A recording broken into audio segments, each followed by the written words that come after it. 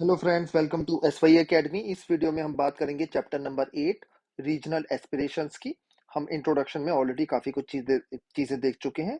मैं अब सीधे लेक्चर पे स्टार्ट कर रहा हूँ। Region and the nation. दोस्तों, रीजन मतलब एक पर्टिकुलर रीजन होता है। जैसे भारत का एक रीजन मान लो जम्मू कश्मीर, राइट।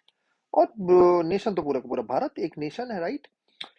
मेरी आपसे एक रिक्वेस्ट है, कमेंट सेक्शन में मुझे बताओ डेफिनेशन क्या है, नेशन होता क्या है। आपका मतलब क्या समझते हो नेशन से। चलो डेफिनेशन नहीं बताओ, आपकी अंडरस्टैंडिंग क्या है नेशन की। तो नेशन क्या होता है कमेंट सेक्शन में आप बताना। चलिए, 1980s may be seen as a period of rising regional aspirations for autonomy, often outside the framework of the Indian Union. Regional aspirations क्या होती है, हमने काफी कुछ थोड़ा लास्ट लेक्चर में देखा था। उनकी पर्टिकुलर रीजन्स की ये एक्सपेक्टेशंस की हमें ऑटोनॉमी मिले। और ऑटोनॉमी में कभी कभी ये भी आ जा रहा था कि हम इंडिया फ्रेमवर्क से बाहर ही निकल जाए। इंडिया यूनियन आर्टिकल 1 के अंदर इंडियन यूनियन क्या है ये मेंशन्ड है। थोड़ी सी बात ये आ जाती है ऑटोनॉमी की डेफिनेशन क्या है। ऑटोनॉमी के अलग अलग वर्ड्स होते हैं दोस्तों, मतलब अपने अधिकार, मतलब इंडिपेंडेंट काइंड ऑफ बनना ऑटोनॉमी है ना। जनरल वर्ड है, मल्टीपल मीनिंग्स होते हैं। कुछ कर रहे हैं कि इंडिया के अंदर ऑटोनॉमस रहे, स्टेट्स को पावर मिले, कुछ कहते हैं इंडिया के आउटसाइड ही रहे, राइट। तो अलग अलग मीनिंग्स हैं, ठीक है, ऑटोनॉमी के भी। These movements frequently involved armed assertions by the people, their repression by the government, and the collapse of the political and electoral process. तो मल्टीपल चीजें लिखी हुई। आर्म्ड assertions मतलब लोगों ने बंदूकें उठा ली, जंग पे चले गए, ठीक है। रीजनलिज्म एक जो होता है मन में घुसा हुआ होता है, राइट। एक कल्चर है, कल्चर।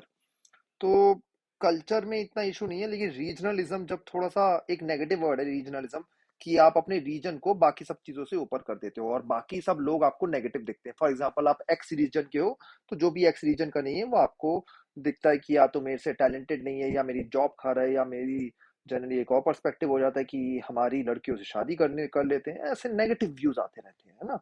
तो ये रीजनलिज्म में थोड़े से नेगेटिव चीजें होती हैं, आर्म्ड असर्शंस। और फिर गवर्नमेंट क्या करेगी, गवर्नमेंट डंडा चलाएगी, है ना। तो वो होता है फिर collapse of the political and electoral process. तो मतलब प्रेसिडेंट रूल लग जाता है और पूरी डेमोक्रेसी ब्रेक हो जाती है स्टेट में, ठीक है। It is also not surprising that most of these struggles were long drawn and concluded in negotiated settlements or accords between the central government and the groups leading the movement for autonomy. तो दोस्तों, हमें काफी बार दोस्तों ये चीजें दिखती हैं कि स्ट्रगल जो हैं बहुत चलते हैं, बहुत लंबे लंबे चलते हैं, ठीक है। अभी भी चल रहे हैं इतने सालों से, 1980 आज तक। असम अकॉर्ड पढ़ेंगे हम, है ना। तो ये अकॉर्ड जो वर्ड है, सेटलमेंट जो वर्ड है, क्या होता है, रीजन के जो लोग होते हैं वो भी आगे बढ़ते हैं, सेंटर भी एक हाथ आगे बढ़ाता है, और एक कॉमन टर्म्स पे एक अकॉर्ड साइन हो जाता है कि हाँ जी, हम आपके लिए ये करेंगे, आप हमारे लिए ये करें। फॉर एग्जांपल, सेंटर ने बोला कि हम सारे बांग्लादेशियों को बाहर निकाल देंगे असम से, आप जो है इंडियन स्टेट के पार्ट रहें, हमारे साथ यूनिटी बनाए रखें, ठीक है। कॉमन टर्म्स में आना दोस्तों। The accords were reached after a process of dialogue that aimed to settle contentious issues within the constitutional framework. तो कॉन्स्टिट्यूशन से दोस्तों बाहर नहीं जा सकते, ये बात सिंपल है। कॉन्स्टिट्यूशन से बाहर जाना मतलब ये सेटलमेंट नहीं होगा कि हाँ जी आपका अलग कंट्री बना के हम आपको दे देंगे, या हम आपको चाइना को दे देंगे, हम आपको पाकिस्तान को दे देंगे। वो सेटलमेंट नहीं होने वाला, ठीक है। इसमें हम बहुत ज्यादा क्लियर है। ये नहीं होगा आपका अपना प्रधानमंत्री बन गया, ये हो गया, वो हो गया। इंडियन स्टेट के अंदर जो चीजें मेंशन नहीं है वो नहीं होंगी, ठीक है। ये बात सिंपल है। लेकिन डायलॉग से ही सॉल्व होगा। हमने देखा है कि पहले लड़ाई करते हैं लोग, उसके बाद डायलॉग करते हैं। तो बेटर ये पहले ही डायलॉग कर लो, है ना। Yet the journey to the accord was always tumultuous and often violent. हम तो हमें दिखेगा कि जर्नी जो है अकॉर्ड सिंपली नहीं होता, ठीक है। पहले अच्छे से लड़ाई करेंगे, ये करेंगे, वो करेंगे। तो रीजन में जनरली उनको लगता है समहाउ, है ना। रीजन में दोस्तों लोगों को लगता है समहाउ कि वो इंडियन स्टेट से पंगा ले सकते हैं, है ना। तो समहाउ उन्हें ये फीलिंग आ जाती है और वो इंडियन स्टेट को भी भगा देंगे, ये कर देंगे, वो कर देंगे, है ना। तो उस रीजन में भी दोस्तों 5% लोग, 10% लोग उनका साथ दे रहे होते हैं उनकी वॉयलेंस में, और उन्हें लगता है कि पूरा का पूरा रीजन हमारे साथ है। जबकि वो देखते ही नहीं है कि उसी रीजन में 90% लोग उनके साथ है ही नहीं, है ना। प्रोटेस्ट का मतलब यही होता है ना, जैसे कोई जंतर मंतर पे प्रोटेस्ट करता है तो हमें लगता है अरे पूरा इंडिया उठ के आ गया, पॉपुलेशन बहुत ज्यादा है। लेकिन हम देखते नहीं है कि काफी लोग तो प्रोटेस्ट कर ही नहीं रहे हैं, राइट। काफी लोग प्रोटेस्ट कर ही नहीं रहे हैं। तो उनको लगता है कि हाँ जी भाई, 5-10% हमारे लोग साथ हैं, हम पूरे इंडिया से पंगा ले लेंगे, हमारे पूरे रीजन अलग कंट्री बना देंगे, ये कर देंगे वो कर देंगे, है ना। तो वॉयलेंस होती है काफी ज्यादा। यही जो आपको चीजें दिखती हैं आम। और काफी बार इसमें क्या होता है, पैसा बाहर से भी आ रहा होता है, दूसरी स्टेट से। पाकिस्तान चाहता है कि भारत के हिस्से टूटे, उसके बाद पाकिस्तान ही नहीं, और भी कंट्रीज हैं आसपास के, चाइना, है ना। विदाउट डिनाइंग, दो कोई प्रूफ तो होते नहीं इन चीजों के। कुछ कुछ प्रूफ आपको दिख जाएंगे अगर आप स्टडी करोगे, बट ज्यादा प्रूफ होते नहीं है। लेकिन काफी एक्सटर्नल स्टेट्स, स्पेशली बड़े बड़े कंट्रीज जो हैं दुनिया की, जस्ट चाइना पाकिस्तान तो आपको पता ही है, लेकिन और भी कंट्रीज पैसा देते रहते हैं कि इंडिया फंसा रहे अपनी प्रॉब्लम्स में, जिससे आगे ना बढ़ पाए, वरना तो पता चले इंडिया जो है बेस्ट नेशन बन गया दुनिया का, और हम हमें उसकी सुननी पड़ रही है ना। तो वो सब चाहते नहीं है।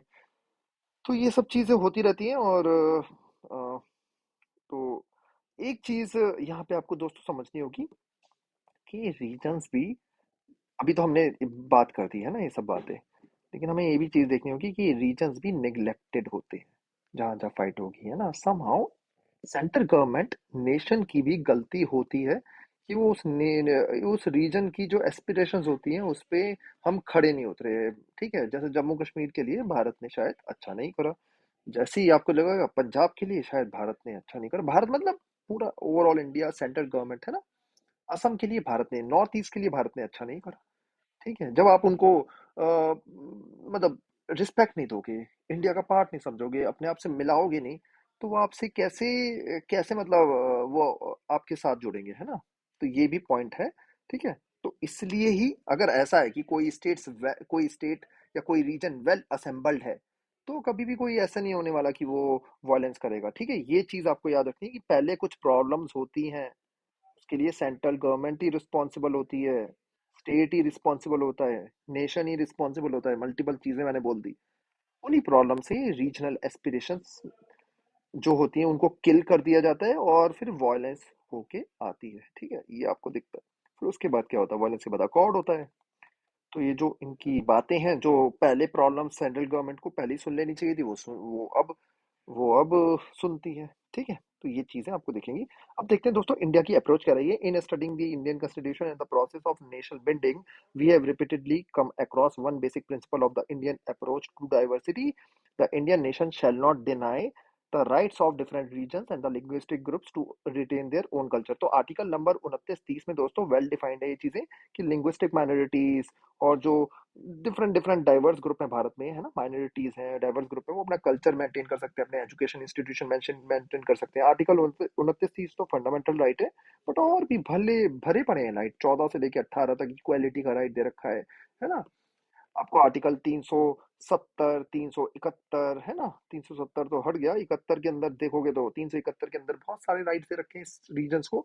तो हमारे कॉन्स्टिट्यूशन, हमारा जो सिस्टम है वो फॉलो करता है कि हम यूनिटी एंड डाइवर्सिटी फॉलो करेंगे, डाइवर्सिटी को हम कभी भी निग्लेक्ट नहीं करेंगे, ये हमारा पूरा फोकस है।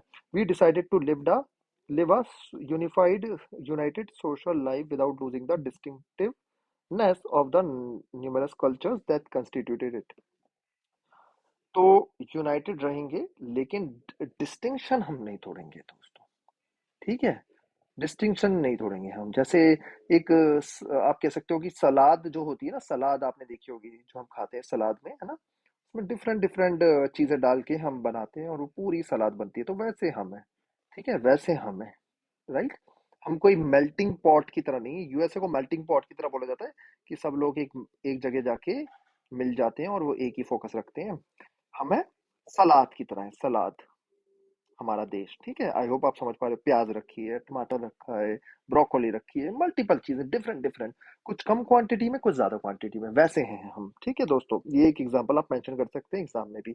Indian nationalism sought to balance the principles of unity and diversity. Unity को हम नहीं तोड़ सकते, हमारा देश ब्रेक नहीं हो सकता, ना ही हम डाइवर्सिटी को तोड़ेंगे, वो हमारी ब्यूटी है, हम उसकी रिस्पेक्ट करते हैं, है ना। The nation would not mean the negation of the region. तो नेशन का मतलब ये नहीं है कि रीजन को हम निग्लेक्ट कर देंगे दोस्तों। In the sense Indian approach was very different from the one adopted in many European countries where they sought cultural diversity as a threat to the nation. तो काफी जो यूरोपियन नेशन थे दोस्तों, उन्होंने डाइवर्सिटी को किल करा अपने कंट्री में, वो यूनिफाइड हो गए, है ना। ठीक है, आपको इसलिए दिखते हैं कुछ कुछ रीजन्स बिल्कुल फोकस्ड, बाकी लैंग्वेजेस को उन्होंने किल कर दिया, उनकी जो लैंग्वेजेस होती थी, है ना। आप अगर उनकी हिस्ट्री चेक करेंगे, हमारा देश ऐसा नहीं है, हमारा देश डाइवर्सिटी मेंटेन करेगा। ठीक है, हमारा अप्रोच बिल्कुल डिफरेंट है। यूरोपियंस ना डरते थे दोस्तों, यूरोपियंस अभी भी डरते हैं कि जो डाइवर्सिटी है उनके नेशन को ब्रेक कर देगी, और डाइवर्सिटी थोड़ी दोस्तों होती भी ऐसी है जो नेशन को ब्रेक करने की कैपेबिलिटी रखती है, अगर हमने उनकी उनकी एस्पिरेशंस को फुलफिल नहीं करा। India adopted a democratic approach to the question of diversity. Democracy allows the political expression of regional aspirations and does not look upon them as anti-national. ध्यान रख दीजिए कि डेमोक्रेसी जो है, डेमोक्रेसी का बेसिक प्रिंसिपल ये है कि रीजनल एस्पिरेशंस को एक्सप्रेशन दिया जाता है। स्टेट में हमने इलेक्शंस कराते हैं, उसके बाद दोस्तों हमने तो 1991, 1992, 1993 के दौरान हमने 73rd 74th कॉन्स्टिट्यूशनल अमेंडमेंट कराए दोस्तों, है ना। उसके हिसाब से हमने क्या करा है, उसके हिसाब से हमने पंचायती राज सिस्टम लाए और म्यूनिसिपैलिटी सिस्टम लाए। मतलब हमने 3 टायर सिस्टम बना दिया है। सेंटर पे इलेक्शन होते हैं, स्टेट में इलेक्शन होते हैं, अब तो डिस्ट्रिक्ट लेवल पे भी इलेक्शंस हम कराने लगे हैं ना, पंचायत लेवल तक हम इलेक्शंस कराने लगे दोस्तों, तो वो भी चीज कर रहे हैं। तो हमारा पर्पस ही नहीं, हम पॉलिटिकल एक्सप्रेशन दे रहे हैं। Political expression, I hope word समझ पा रहे हो। ठीक है, वी द पीपल। ठीक है। Besides, democratic politics allow parties and groups to address the people on the basis of their regional identity, aspiration and specific regional problems. तो आपने ये भी देखा होगा कि इलेक्शंस वगैरह अभी हो ही रहे हैं, तो democratic politics allow parties and groups, तो डिफरेंट डिफरेंट पार्टीज ग्रुप अपने लोगों को अपनी रीजनल आइडेंटिटी, उनकी एस्पिरेशंस और उनकी प्रॉब्लम पे पूरे इलेक्शन में वो बोलती हैं कि हाँ जी हमें वोट दो, कोई कुछ नहीं कहता है ना। हाँ, दंगे मत कराओ। Thus, in the course of democratic politics, regional aspirations get strengthened. ठीक है, हमारी रीजनल एस्पिरेशन स्ट्रेंथन हुई है। और नॉर्थ ईस्ट में देखो कितनी सारी पार्टीज है इंडिया में, स्टेट। ठीक है, ठीक है, नेशनल पार्टीज तो लिमिटेड है कि कौन कौन है नेशनल पार्टीज भारत की, ये आप कमेंट सेक्शन में बताओ। लेकिन दोस्तों स्टेट पार्टीज बहुत सारी हैं भारत में, स्टेट पार्टीज वो मैं आपसे बोलूंगा, मैंने कि याद करो। नेशनल पार्टीज एक बार लिस्ट याद कर लेना, पूछ लेंगे किसी एग्जाम में।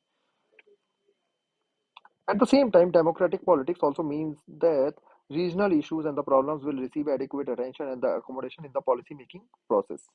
तो हम पॉलिसी में ध्यान रखते हैं, हाँ जी, डेवलपमेंट अगर हो, सब रीजन्स का इंक्लूसिव डेवलपमेंट हो, वर्ड देखते हो आप।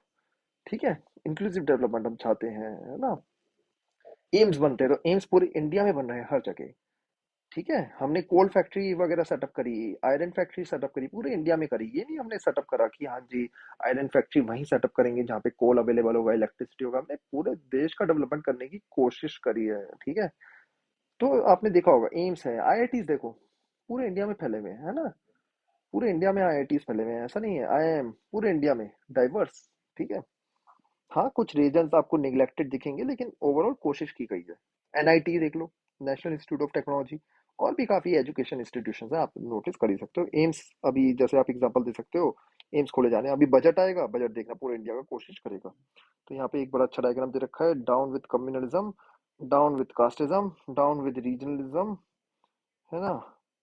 Does it mean that regionalism is not as dangerous as communalism or maybe not dangerous at all? बिल्कुल ऐसा नहीं है दोस्तों। ठीक है, रीजनलिज्म बहुत डेंजरस हो सकता है, इस पॉइंट को आई होप सब समझ गए होंगे। ये तीनों अनफॉर्चुनेटली नेगेटिव कॉन्सेप्ट्स हैं। ठीक है, हाँ रीजनलिज्म को अगर आप कल्चर पॉइंट ऑफ व्यू से सोचोगे तो बहुत स्ट्रांग है, लेकिन रीजनलिज्म में जब आप दोस्तों ये आ जाते हो कि हमारा रीजन स्ट्रांग, हम दूसरों को अलाउ नहीं करेंगे, हम ये हम वो, हमारी वुमेन खतरे में, हमारे बच्चों को जॉब नहीं मिलती, एजुकेशन नहीं मिलती, हमारे साथ बायसनेस हो रही है, तो प्रॉब्लम है दोस्तों, है ना। बाकी रीजन्स के लोग आएंगे उनकी पिटाई कर देंगे, है ना। तो ये चीजें थोड़ी सी डेंजरस हैं, जिससे हमें बचना चाहिए, और regionalism is quite dangerous, quite dangerous. ठीक है, पढ़े लिखे लोग भी रीजनलिज्म में फंस जाते हैं, पढ़े लिखे लोग जनरली कम्युनलिज्म में नहीं फंसते। कास्टिज्म में तो थोड़ा अलग ही पॉइंट है, कभी और डिस्कस करेंगे, सोशोलॉजी में डिस्कस ऑलरेडी करा हुआ है। सच एन अरेंजमेंट में sometimes lead to tensions and problems, ये भी दोस्तों हमें देखना होगा। Sometimes the concern for national unity may overshadow the regional needs and aspirations. तो दोस्तों नेशन को फोकस रखना है, जैसे फॉर एग्जांपल वॉर हो रही है, वॉर के टाइम में पैसा थोड़ी ना मिलेगा रीजन्स को, कम मिलेगा। उसके बाद हमारी फाइनेंशियल कमीशन होती है दोस्तों, वो पैसा देती है स्टेट्स को। कुछ स्टेट नाराज हो जाते हैं कि यार हमें तो पैसा मिल ही नहीं रहा। फॉर एग्जांपल एक एग्जांपल ले लेता हूँ, जैसे महाराष्ट्र गुजरात है, ये जीडीपी में अच्छा खासा कंट्रीब्यूट करते हैं। यूपी हो गए, बिहार हो गए, ये जीडीपी में ज्यादा कंट्रीब्यूट नहीं करते, ड्यू टू मैनी रीजंस, उसमें मैं नहीं जाऊंगा। ठीक है, लेकिन सरकार का ये कर्तव्य है कि जब वो पैसा डिस्ट्रीब्यूट करे तो वो सब स्टेट्स को इक्वली उनके उनके एस्पिरेशंस के बेसिस पे करे। तो काफी बार क्या होता है कि महाराष्ट्र और गुजरात को उतना पैसा सेंट्रल गवर्नमेंट नहीं दे पाती जितना पैसा वो यूपी और बिहार को दे रही है, जबकि यूपी बिहार उतना कंट्रीब्यूट कर नहीं रहे हैं, है ना। और भी स्टेट्स हैं और भी एग्जांपल, लेकिन मैंने आपको कुछ एग्जांपल चुन के दे दिए। ठीक है। जैसे नॉर्थ ईस्ट की कुछ स्टेट्स हैं वो इतना कंट्रीब्यूट नहीं कर रही हैं जीडीपी में, लेकिन सरकार उन्हें पैसा देती है ना। इसमें आप थोड़े से इश्यूज हो जाते हैं, यार ये क्या है, ये क्या हो रहा है ना। तो पॉइंट ये सब होते हैं, है ना। At other times the concern for regional alone may blind us to the larger needs of the nation. जैसे फॉर एग्जांपल एम्स बने, है ना, एक एग्जांपल। एम्स कहीं नहीं बना किसी रीजन में तो वो बोलता है ये क्या हो रहा है ना। जीएसटी है, जीएसटी में बोलते हैं हमारा लॉस हो रहा है। जीएसटी डेस्टिनेशन बेस्ड टैक्स है। फॉर एग्जांपल अगर महाराष्ट्र से यूपी में कुछ प्रोडक्ट जाएगा तो यूपी को टैक्स मिलेगा। ठीक है, डेस्टिनेशन बेस्ड टैक्स है जीएसटी। तो महाराष्ट्र यहाँ पे नाराज हो जाता है कि हम सब मैन्युफैक्चर कर रहे हैं, यूपी में पैसा मिल रहा है। तो ये सब चीजें थोड़ी चलती रहती हैं। तो at other times the concern for region alone may blind us to the larger needs of the nation. तो बोलते हैं कि हमारा लैंग्वेज को दबा रहे हो आप, है ना। अलग अलग पॉइंट चलते रहते हैं, हमारे को जॉब्स नहीं मिल रही, ये नहीं मिल रहा, वो नहीं मिल रहा, बाहर के लोग हमारे में आके सेटल हुए जा रहे हैं हमारे, है। Therefore political conflicts over issues of power of the nation regions. Elections आते हैं तो रैलियों में चल रहा होता है ना कि चीफ मिनिस्टर काफी बार नाराज हो जाते हैं वो भी सब चलता रहता है देयर। तो political conflicts over issues of power of the region ये भी चलते रहते हैं। Their rights and their separate existence are common to nations that want to respect diversity while trying to forge and retain unity. तो आसान नहीं है दोस्तों, आई होप आप ये पॉइंट अगर समझ पाए हो। आसान नहीं है बैलेंस बनाना, है ना। सेंटर कुछ लॉ बनाएगा, स्टेट बोलता है यार ये क्या है, हम आपका लॉ नहीं मानते, हमारा तो लॉ अलग है। आपकी एजुकेशन पॉलिसी हम कैसे मान लें, हमारी तो अपनी लैंग्वेजेस है। तो चीजें चलती रहती हैं, है ना। आसान नहीं है, लेकिन अ, भारत सरकार क्या ट्राई करती है, क्या कोशिश करती है कि जितनी हम ऑटोनॉमी, जितनी पावर दे सके सेंटर स्टेट्स को, है ना, स्टेट्स और स्टेट्स में भी रीजन्स को, उनमें वो ट्राई करती है। तो friends that's all from my side. Next video में हम और चीजें देखेंगे। Thank you and take